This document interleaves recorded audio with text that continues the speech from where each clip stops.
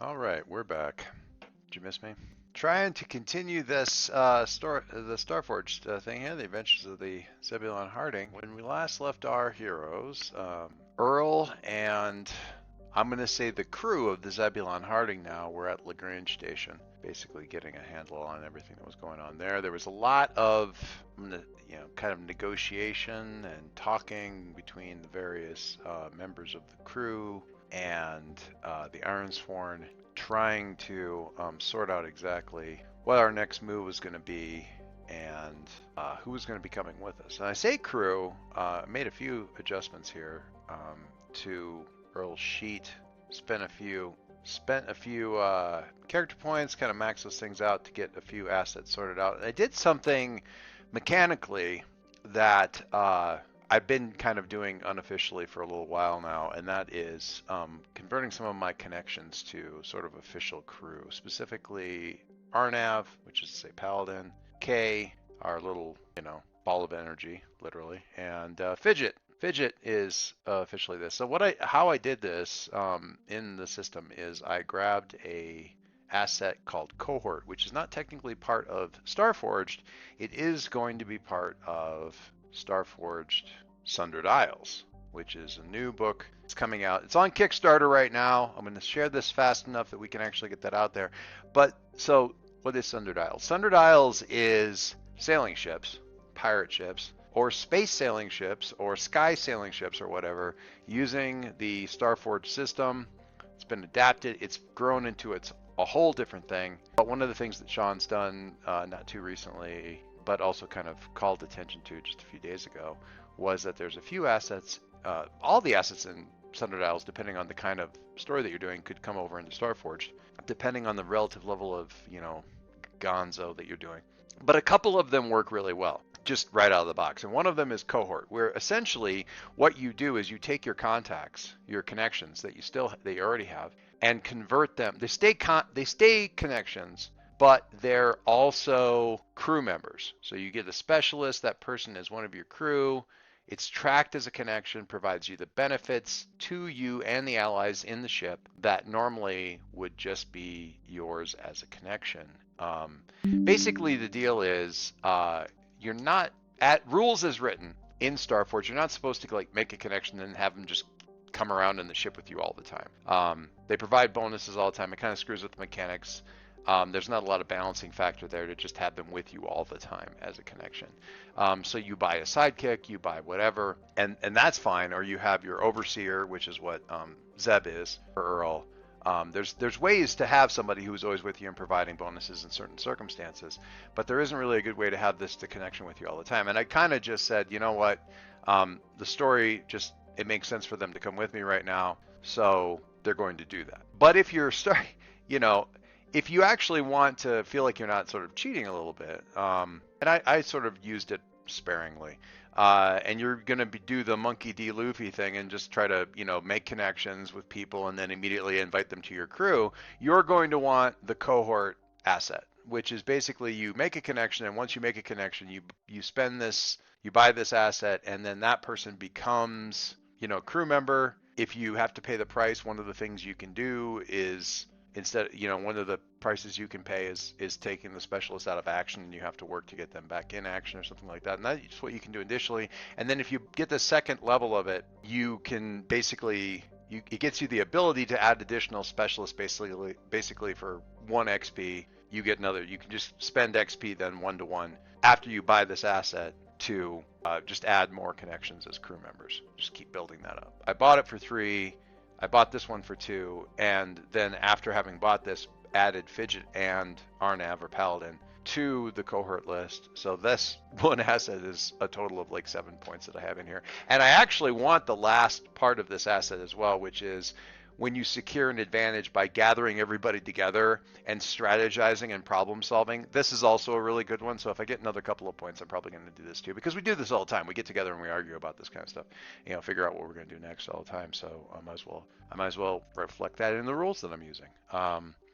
To do this, I took part of I mean, I had some points I hadn't spent, but I also took a couple points back from. I had a 3 point asset. I got rid of it. I kept 2 of the points of the asset, and I put them back into this one. So it works out even for me. In my head, it works out fine.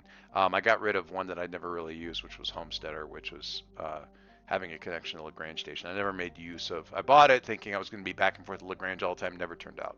So I dumped that one. My GM was extremely understanding, although they did take 1 of my points away from me for the trade-in, but still managed to get this thing. So kind of a dick move for them, but understandable. Totally fair. Anyway, so we have the cohort.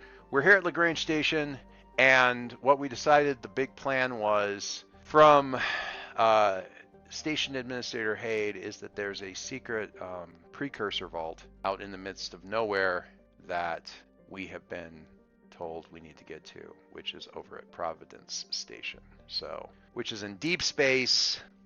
We've never been there. It's one of the first locations that we ever generated for the Mori Empire when we first made up this system or this sector, and we've never been there. And now here at the end of all things, that's where we're headed. So we are going to get going that way. I made the mistake of closing Earl's character sheet. That's going to cost me because it takes forever for this thing to load back up again. Okay, so pretty straightforward. We've certainly done this many times before. We're headed out for we're doing an exploration move. In this case, we are undertaking an expedition, trailblazing through perilous space. And as we get going, kind of thinking about how we're setting out here, we have the cloaking option here for traveling, and at least here initially at the beginning, and also when we get where we're going, I'm going to be using shadow to keep under the radar, because Meridian Station has potentially got spies in this system. I don't want them to know where we're going, and also I'm not sure what kind of reception we're going to get at the end. So at least here at the beginning, I'm going to be rolling plus shadow on undertaking the expedition to get on out of here. And I also have stealth tech on the ship. When you travel stealthily as you undertake an expedition, plus shadow, you may re-roll your action dice if that comes up. So we're going to be doing that as well, keeping that in mind. So, all right, getting ready to do the move here as we set out away from Grange Station. We have on the ship Arnav as one of our cohort, Fidget as one of our cohort, Kay as one of our cohort, and they just provide the bonuses that they would. And I have the contact or the connection of Asana, who's been kind of not really very much in the spotlight for any of this, and that's fine. I am going to not have her along. She's going to stay at Grange Station and recuperate, because if you recall, she was hurt before, and we're just going to do that. But I also have Lang and his crew of Ironsworn following along in all of their ships. Kids, it's been quite a thing. Anyway, all right, so undertaking an expedition. I am moving under the radar and making that roll. Nice. And we'll take a look at what that is. That is going to be a weak hit. 7 against a 1 and a 3. And my that 7 says I got a 4. I'm not going to re-roll that. Odds are not great that I would roll any better than that. So I have the option to, and I would if I had rolled really poorly, but I'm not going to. So on a weak hit, you reach a waypoint, but the progress will cost you. Choose one, suffer costs en route, or you can either take some -2 on some of your stats, suffer that, or take a -1 to a couple, or you can face peril at the waypoint. Let's see what kind of location we have as we set out into this unknown area here. So I'm popping over to the oracles and looking at, all right, so space sighting. Oh, this kind of organizes it nicely. I'll deal with this. Okay, so using the space sighting oracle to introduce locations or encounters on a spaceborne expedition. So initially, we're in the Outlands, and I'm going to submit that. And I'm getting a planet. Let's take a look at the planet then. List. A Jovian world. Big old gas giant. Corrosive atmosphere. And what else do I want to find out about the Jovian? Observable from space. Severe electrical storms. Corrosive atmosphere, severe electrical storms. Looks like a real fun place. Not going to look a lot at this right now, because the other thing that I want to find out is the potential. I don't know if I'm going to use this or not, but I can either take some sort of, suffer some sort of cost for this thing, or I have to deal with some sort of peril at the waypoint. So let's take a look at space peril. Yeah, let's look at space peril. Mysterious wreckage portends a new threat. Okay, so we've got this gas giant, very cinematically interesting, toxic, weird colored clouds, lightning crackling over the I say surface, but you know what I mean, through the atmosphere. And derelict. Limited power on this wreckage. Odd orientation. Okay. Limited power and odd orientation. Okay, so we come in, basically what we have here is we're coming out of the Eidolon Drift, and we have this Jovian thing. It's big, right? Big old gas giant. I think that we probably come in too low for the gravity well that this planet has. And the ship that we're seeing, this odd orientation thing with limited power, is that the ship itself is way too close, and it's got, it pretends the threat. And the problem is, if we start to swing around the engine activity and the closeness of the system, we're dealing with the gravity well, and we're also getting a lot of ionic buildup on the hull of the ship itself. So that's the danger that we have here. Is this planet is we're in way too close for this to be actually any kind of safe situation for us. So we need to immediately adjust for the gravity, for the ionic buildup, and for that we are going to have to face danger to do this. And I think, oh, it's gross, I think we're going to have to move with strength or speed. And I hate both of those because I'm bad at both of those. But I do have a crew member. I have Fidget, who is literally one of her plus ones is the fact that she is a crew member, that she is good at this kind of stuff. So between the two of us, so Fidget and I are on the bridge. We're coming out of this thing, and we immediately, we're taking stock of this ship. I was like, are we getting any signals off of that thing? It's like, why is it at such an odd angle? And immediately we're like, come about, let's get an angle on this. And we start to move. We're getting warning lights across the board. Nothing red, but definitely yellow. The gravity thing is like, whoa, and Zeb is Earl. We have we're quite far down the gravity well for this thing. We're getting ionic buildup due to the atmospheric interference. And we're not anywhere near the atmosphere yet. Well, unfortunately the ionic buildup here and the radiation buildup is quite high. We need to distance ourselves from distance ourselves from the planet as fast as possible. Got it. So, all right, yeah, let's go. And we're going to go with speed or power. Does it matter? I think we're going to go with power. So we're going to use iron for this. Endurance, strength, aggression, and we do get a +1 from Fidget. Submit. What do we get? Okay, weak hit. Not great, but fine. Wait, let's see, on a weak hit, you succeed, but not without a cost. Still going to end up with a suffer move. That's fine.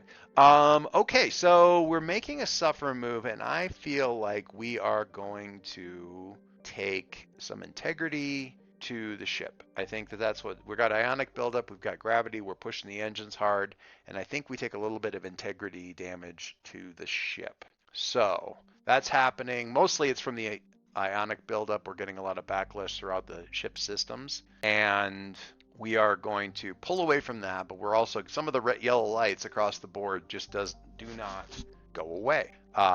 That's Zeb.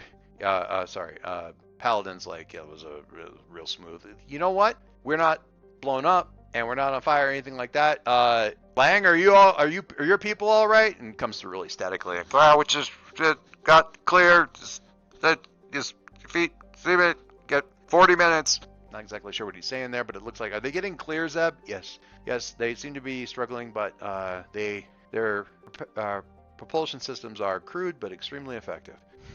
That kind of describes their entire fleet, Zeb. So yeah, well spotted. All right, so we are pulling out of there, and I'm going to take a look at these systems that we have here and see what we've got. We've got moves here that we are going to take a look at for suffering moves. We took withstand damage. When your vehicle faces a damaging situation or environment, suffer -1 integrity for minor damage. Then, if your integrity is 0, or if you choose to resist the damage, roll plus integrity. Interesting. All right, I'm gonna roll. I'm gonna do this roll. I'm gonna roll plus the integrity of the ship. Did I change it? Yeah, I did. I'm gonna roll plus the integrity of the ship and see how this thing is actually holding up to what we've got going on. Vehicle integrity is a 4, and we will. Do I have any modifiers? I don't think I have any modifiers for that. That's not great. That's a miss with a match. Okay. Shit. On a miss, it's worse than you thought. Suffer an additional integrity or lose momentum. If your integrity is 0, also suffer a cost according to the vehicle type. Shit. Okay, integrity is not 0, so I don't have to worry about that. Suffer an additional 1 integrity or lose momentum. Okay, so I'm gonna go. Okay, yeah, it looks like we got a couple of the electrical systems damaged, Zeb. I tell you what, reroute around that. I'm just gonna take a couple of we're gonna take a couple of switches here, reroute around that damaged systems. I'll pull those boards if we can get them reset and put back in. And when we reroute unfortunately into systems that are actually already damaged, just currently offline, and make the situation worse. So I go reroute in 3, 2, 1, and the entire ship goes lights out everywhere, comms go out, everything goes out. There's a moment of silence, and Paladin's like, well, this is going really well so far. Shut it. All right, Zeb, I need you to... Zeb? Fantastic. All right, I'm going to go down to the engine room, see what I can do. Everyone stay up here, see if you can get the systems back here online. Don't... just give me an inventory of what's going on, and I am going to go down and see what we have there. So, Fidget, can you come with me? Paladin, just stay up here. Talk to Zeb if he comes back online. Let me know if he's back online. Kay's going to be back in the engine room. Fidget, with me, and we head down to the engine room. So what I'm going to do, oh boy, okay. So now I have oh shoot, I got the ship integrity is jumped from a 5 to a 3. That's fantastic. Love that. Miss with a match. Welcome back to Starforged, where you just can't catch a break. But I'm going to do some repairs. So and now I have to do actual proper. There's going to be some board soldering. There's going to be a lot of stuff.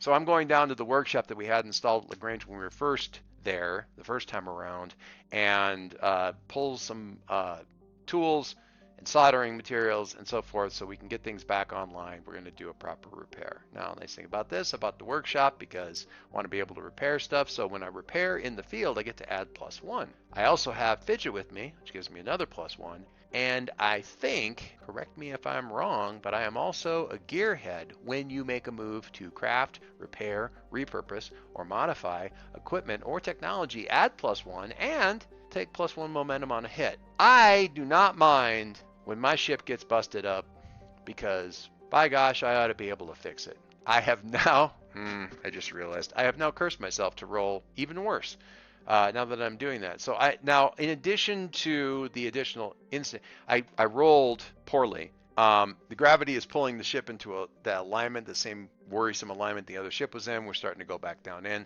And I also noticed that since I got a miss with the match, I'm not just taking the integrity hit, I'm also going to drop my momentum down by 2 to just a plain L +2, which sucks. All right, but we're going to go back to the moves, and we are going to go to repair. When you make repairs on your vehicles, modules, mechanical companions, or other devices, envision the situation. I believe we've done that, and roll.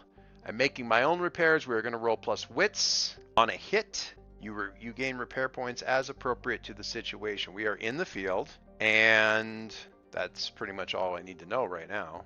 And you may also sacrifice resources and exchange each -1 supply for 1 extra repair point up to 3 points. I'm going to keep that in mind in case I need it.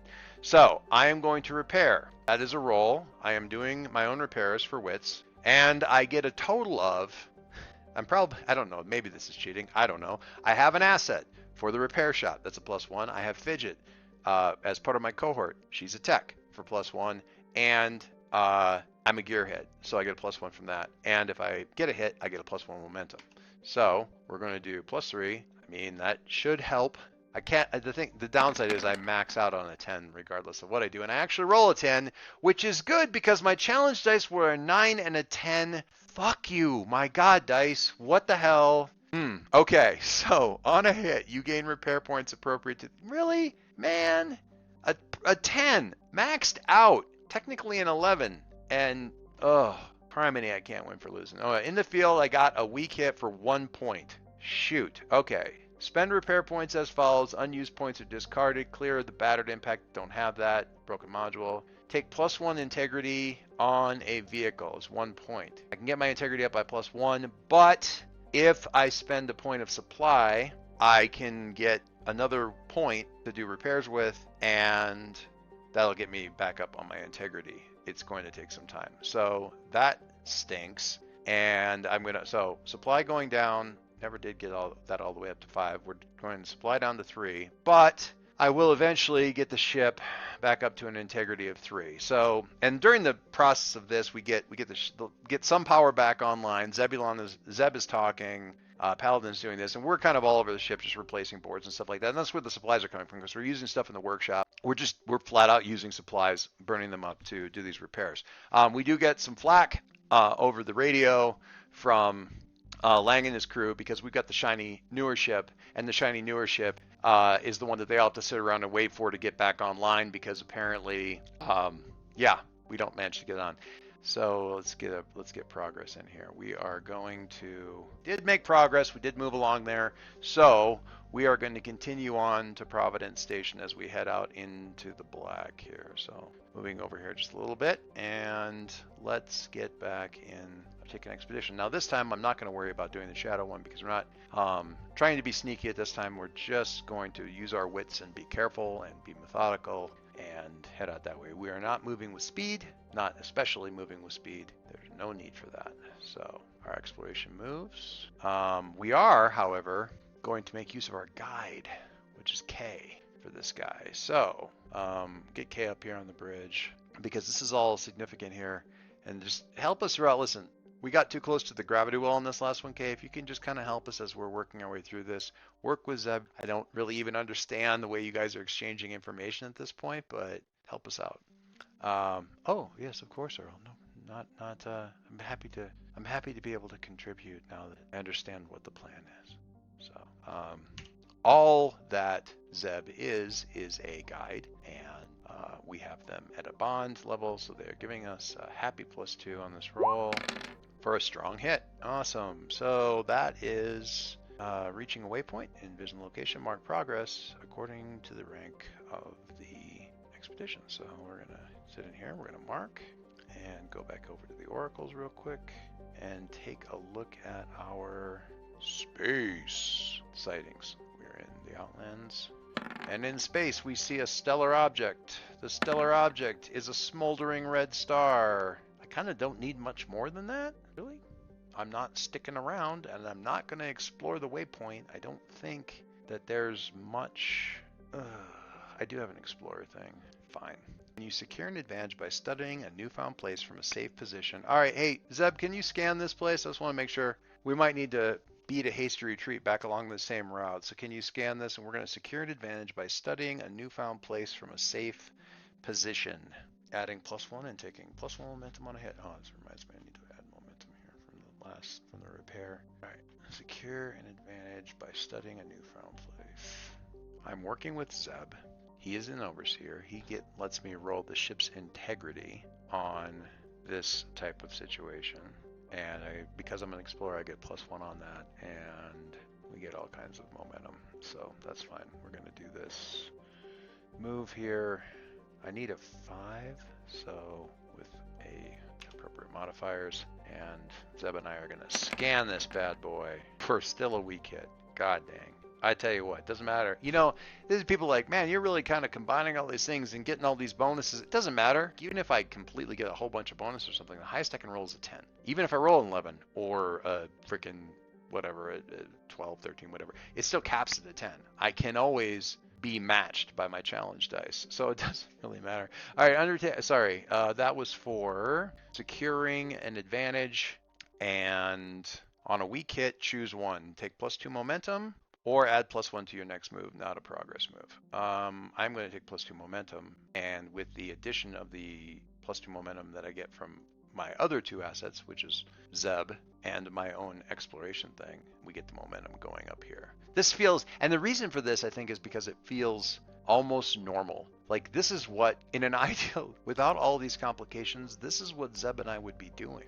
We would be exploring. We would be out into the wilds of space and just away from everything, just being and seeing what we could do. And it feels good to do that. It feels natural, and it feels like the thing that we want more than anything else. It's kind of nice. The other thing that I have under my assets for exploring, and actually I say that to Zeb, I think, Zeb, this feels good. This feels, when all this is over, you and I need to get back out there in the black and see what we can find. Just kind of see some new things. What do you say there, partner? I would like that. I would like that, Earl. I think that would feel good. Yeah, maybe it would. But right now it'd feel a little bit like running. And running ain't a plan. Running's what you do when a plan fails. So let's on we go. Exploring a waypoint. So I secured an advantage by studying this newfound place from a safe position. Did we find anything interesting? Let's look at the oracle and see if there's anything of note there. Envision an unusual aspect of the site. So, all right, we have this smoldering red star. Unique. Derelict ripe for the picking. This is not what we're here for right now. All right, so we spot this thing. Could stand a resupply. Fine. I'm looking at this derelict in the scans, and Paladin kind of comes up and says, you did use up a lot of supplies and we weren't stocked up before. Yeah, I know. If we don't want to. No, you're right. God damn it, you're right. Find an opportunity. I don't think I'm exploring the waypoint. That's not what I'm doing. I am going to resupply, which is a recover move. When you attempt to bolster your readiness, envision the opportunity. So we have a derelict ripe for the picking. We are going to scavenge, rolling plus wits. And I think, actually, I have an asset for this. Scavenger. Yeah, look at that. When you resupply by scavenging a wreck, ruin, or abandoned site, add +1. And take +1 momentum on a hit. On a strong hit with a match. Blah, blah, blah. Okay. I know that we're trying to move along at a pace, but I need to resupply a little bit there, and there's no point in leaving that floating prize box out there in space. So we're going to pull alongside. Give us just a few hours here, and we'll be on our way. So we're going to resupply, scavenging a wreck, ruin, or abandoned site. Add +1 on the site. So back over to the moves. Resupply. We are scavenging. Do I have any scavengers? No, that's fine. I'm scavenger enough for the lot of us. So we're going to resupply by scavenging, and I get a +1 from my asset, and we submit. All right, so again, weak hit, choose one as above, but you must first deal with a cost, a complication, or a demand. Cost, a complication, or demand. Envision the nature of this obstacle. If you're unprepared, no. If you need, otherwise take +2 supply. All right, so okay, so I can refill, but I've first got to figure out what a cost, complication, or demand is. I am not thrilled with the idea of spending a cost for resupply, because the whole point is to get rid of some of this cost. Actually, though, I take that back. We stopped. We're not moving forward.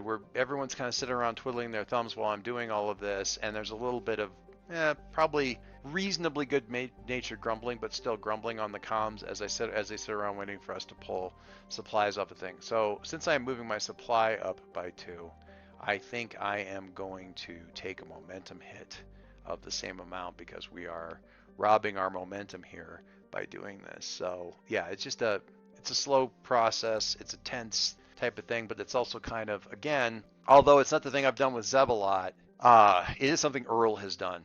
Like, it was one of the first assets that I ever had on the character. This is certainly something that he's got a lot of muscle memory for. So it's really not, there's a lot of me like kind of coming out to open airlocks and just shoving through 0G, like shoving stuff towards the Zebulon so it can be picked up. and that kind of thing. So it's, you know, pretty straightforward, but it is what we need. And I'm pulling everything that we need from this thing. And I'll remember that the ship's here, because it's not like I'm gutting everything out of this thing. It may be useful later, but for right now, no. Momentum hit, fine. Supply, fine. Was it necessary? I don't know. I don't hit supply that often, but I like to have my stats topped off. Space. It's totally empty, except for when we're ever trying to travel through it, in which case you can't hardly swing a dead cat without hitting something interesting. And that's okay too. So, exploration. Undertaking an expedition. Once again, we are moving with wits, and K is still trying to keep us on the straight and narrow. There's our little beep. Again with the weak hit. Man, these 10s on the challenge dice constantly. Weak hit. Progress costs you. Choose one. Make a suffer move or 2 additional suffer move. 2 -1 suffer moves. Peril at the waypoint. All right, I'm going to envision what we have here and then see what's interesting. Desolate discovery. I gotta stop finding interesting stuff, guys. What the heck? Desolate discovery. Okay. Let's see what else we have here in this area, because I need something more than that. A creature. Desolate discovery. I'm going to throw, so what I'm going to do is I'm going to throw a space opportunity out here as a discovery. Automated signal offers a helpful message or warning. And creature. The environment is space. So the scale, large, basic form. We're in space, so amorphous, elemental. Fuck, it's one of the goddamn tempests. Amorphous elemental. It's got to be one of the tempests. Otherwise, what is even the point of this thing? So there's a beacon out here. Automated signal offering a helpful message or warning. It's a warning. What does the warning say? And Zeb says, it says that a tempest has been spotted. Earl, I'm getting a, and I'm like, and I see through the thing. I'm like, yeah, I see it. I see it.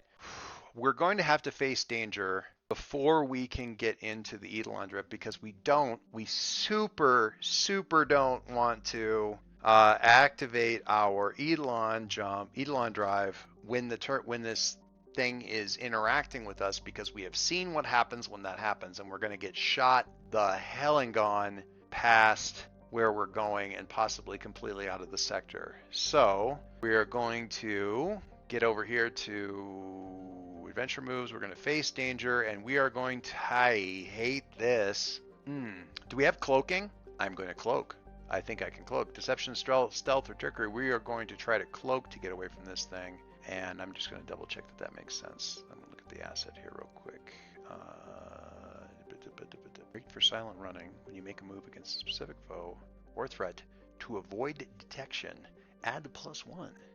Yes, I think I will do that. Okay, so yeah, we are going to add +1 to a face danger move, and we're moving with shadow with a +1, and we are going to turn and burn, cloak, and then change our direction so that we are not in the path of this thing as it moves towards us. And I'm going to ask Kay, in addition to that, to dial down Arnav, get back to the containers for the babies and get them locked down tight. Kay, can you please dial down your suit as far as you can? I need you not interacting with this thing. I don't want them to detect you on the ship.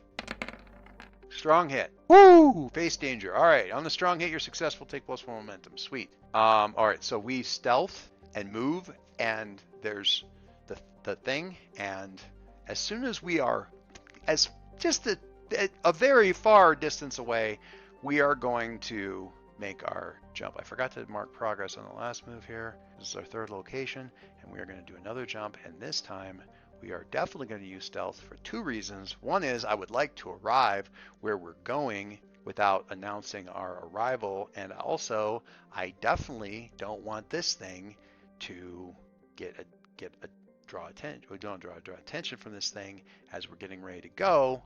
So we're definitely doing stealth. So when you travel stealthily as you undertake an expedition, you may re-roll your action die. Cool. Going back to moves, undertake the expedition. We're going to go with shadow, and we're going to go away. That is also a strong hit. Boom. 7 to a 3 and a 2. Love it. Cool. Strong hit. You reach a waypoint. Envision the location. Mark progress according to the rank of the expedition. Love it. Progress. Boom. That gets us to 8. And I'm going to... Well, I always close the character sheet. Why do I do that? It's not a good idea. You know, I can't help but notice that these fucking tempests show up wherever we're someplace that is like some central thing to this thing, like that, like it's the birthing location, or they're around something of import. We're coming here to this, allegedly to some kind of precursor vault thing that's going to be very important, something that we might be able to do something with this station, this hidden station. And lo and behold, when we get close to this thing, what do we run into but a beacon warning us off and a tempest? It seems a little convenient. It seems a little bit too much like a coincidence, one might say. Anyway, debris field. All right, we're coming up into a debris field. It says creature boneyard, but I'm not super excited about that. Let's see. I think we're going to see whether or not I think we're going to complete the expedition. Finish the expedition. Roll the challenge dice and compare to your progress. Have 8 done. Should be enough. Do I want to push all the way to 10 and make absolutely sure I got this right?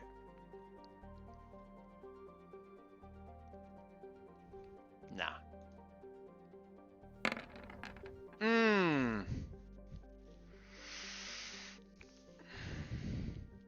So that's a miss. 9 and an 8 against my 8.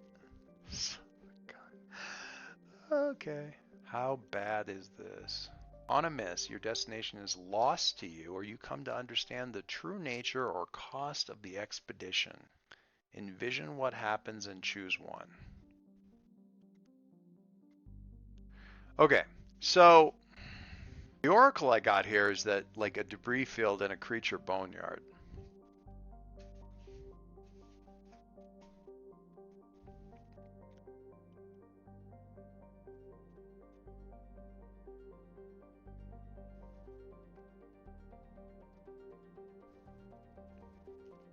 Here's what I'm thinking.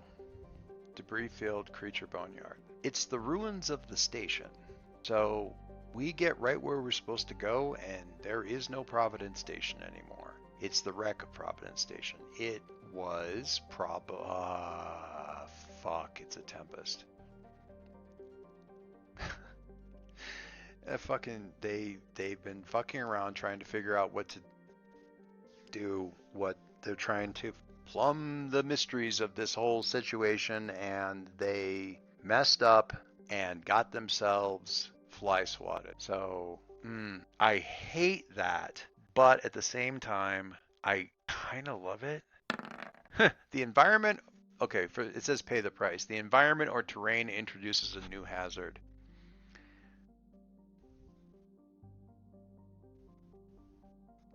The environment or terrain. Geez, I wonder what it could be, except probably it's one or more tempests that are still roaming around in the wreck of this. Like, is that the station? There's like, are those bodies? What the hell could have done? And then we see the glow from like the energy signature of one of these tempests. And Zeb goes, Earl? And that's where we're going to stop. I'm gonna have to play this again tomorrow night. My family's out of town, so I have the opportunity to do this. So yeah, we're gonna stop there, and that's the environment or terrain introduces a new hazard. We didn't get where we're going. We did not finish our expedition, but we did get where we're going, but we did not get what we wanted. Shit. Okay, well, we're just gonna erase Providence Station off the map. Actually, we'll change this to, what should we change this to? We're going to say ruins. That's not a thing. Well, I wasn't expecting that, kids. I don't know if you were, but I definitely wasn't. This fucking game. You know, it's hard because I played this so much, and it feels like, you know, what could be new, right? Like I want to play another. I really there's a lot of stuff I want to do. I'm looking at the Sundered Isles. I kind of want to go back to Brigida, but to take the artifact back to her original, but use Sundered Isles and ship like a ocean voyage. It'd be really cool. There's a lot of things I want to do. There's a hack I've been thinking about for ages about using this for volleyball, and I've got some other solo games I want to play. It all seems really cool. God dang, this thing is good. It's so good. And it just keeps surprising me. Son of a gun, it just keeps surprising me. Boy, it looked like the heroic homecoming here. All the answers are going to be answered. And now we get here and no. Definitely hard no. All right, we'll see you soon. Thanks for hanging out with me. I don't know what's coming next. I guess we'll find out together. Cheers, all.